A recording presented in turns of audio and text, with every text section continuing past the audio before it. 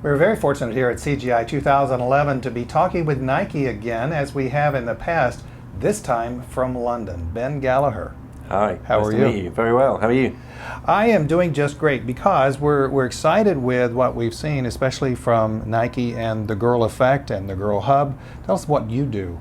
So I am the marketing director for the Girl Hub, which is a joint venture that the Nike Foundation has with DFID, the UK government's Department for International Development. So we have an office in London, and we are in the process of setting up offices in Rwanda, Ethiopia, and northern Nigeria right now. So it's exciting times. Why the focus on girls? From when you look at Nike, you're thinking of basketball and Michael Jordan and a lot of other sports that are typically male dominated. At the same point in time, we're seeing more and more girls involved with Nike. Well, I think the focus on girls has really been born out of the Girl Effect, the ability for girls to create transformational change, not just for themselves, but their families, their communities, and their countries. And when you think about the 600 million adolescent girls living across the world, if you can empower those girls to create change, that's a pretty powerful wave, if you like. So the Nike Foundation wanted to have the biggest impact on poverty in the world and poverty reduction, and empowering teenage girls is the way to have the biggest impact. Is it working? Absolutely, yeah. I mean, Juliet, you just met her, really inspirational girl, and she's just one example of many millions of girls around the world who are driving change on a daily basis from all levels of society. So we're always inspired by the girls we meet, we're always inspired by what they're doing, and we see small changes every day. The more small changes that happen, the bigger the wave becomes. For those of you who are watching online, we're going to put down on the bottom of the screen a link to the interview that we did with Juliet, and strongly encourage you to watch that because Juliet talks about a magazine. Let's talk about the magazine. Yeah, so Juliet has been working with us and our team in Rwanda to launch a magazine called Ni Nyampinga. And the magazine was an idea that we had a couple months ago after working and spending time listening to girls and listening to their experiences of being teenage girls in Rwanda. The name of the magazine, Ni Nyampinga, is derived from the meaning of a well-rounded young woman in Rwanda who makes good decisions. And so what we were excited about was, could we inspire girls to aspire to be that girl, if you like. Yeah, well, that's kind of like what I think parents here, especially here in the United States, probably in England too, want, is that they want their daughters to be able to make good decisions. So is it unusual there? I think that what's really interesting about the work is that in modern day culture in Rwanda, there are a number of different meanings for a teenage girl. And when a girl begins her adolescence and she starts to change physically, there is a meaning which is umwangavu. And that word means stop playing in the dirt, grow up, be a woman. And so what's happening is that as soon as girls reach adolescence, they're being expected to behave like adults overnight. What we're excited and interested in is how actually can we create the time and the space and the tools for girls actually to be teenagers, to experience adolescence in a positive way, and learn from that period of time so that they can understand how they can contribute and play a role in society. When you look at the rite of passage of a teenage girl in Rwanda traditionally, there was the shift from being an umwangavu to being a Ni Nyampinga. And that was really the period of growing up.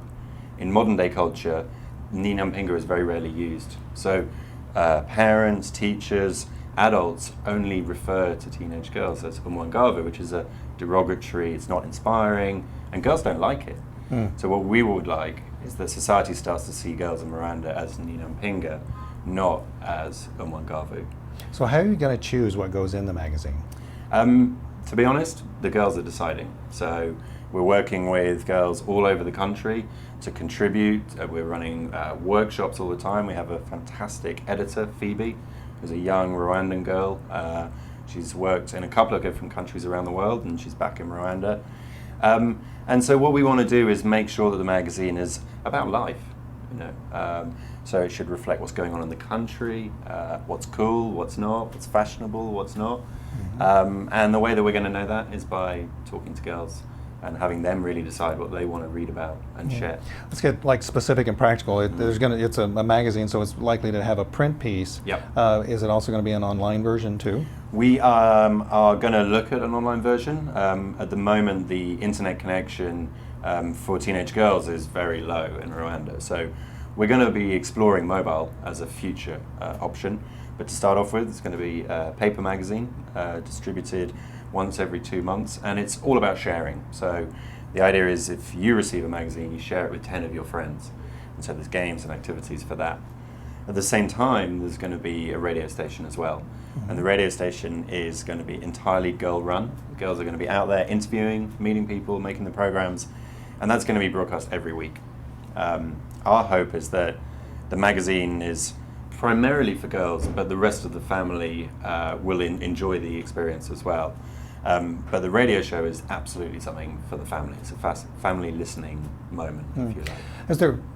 This seems like it would take an awful lot of organization. Has there been any pushback in Rwanda to empowering girls this much?